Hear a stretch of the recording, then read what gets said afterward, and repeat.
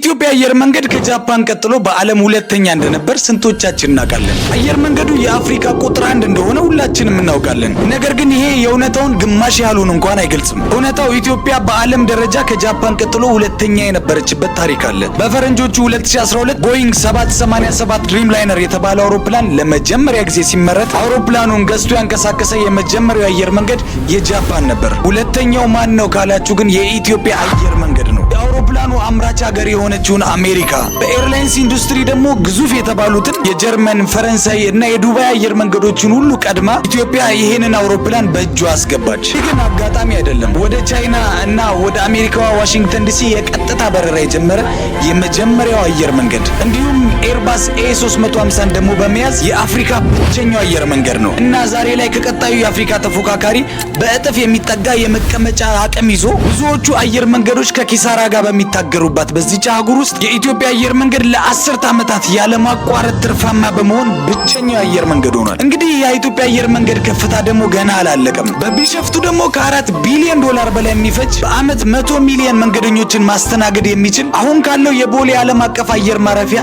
4 እጥፍ በላይ አቅም ያለው ግዙፍ አውሮፕላን ማረፊያ በመገንባት ላይ ነው። የሚገርማችሁ ግን የኢትዮጵያ አየር መንገድ አፍሪካ ውስጥ አንድ ብቻ አይደለም። በቶጎ አስኪ ኤርላይንስ፣ በማላዊ ኤርላይንስ፣ በዛምቢያ ኤርዌይስ እና በኤር ኮንጎ ውስጥ ድርሻ በመያዝ የመላውን አህጉር አቪዬሽን ኢንዱስትሪ በመገንባት ላይ ይገኛል። ራሳችንን ከዓለም ጋር ማወዳደር ስንጀምር ምን ያህል ትልቅ እንደሆነን የምናይ ይሆናል።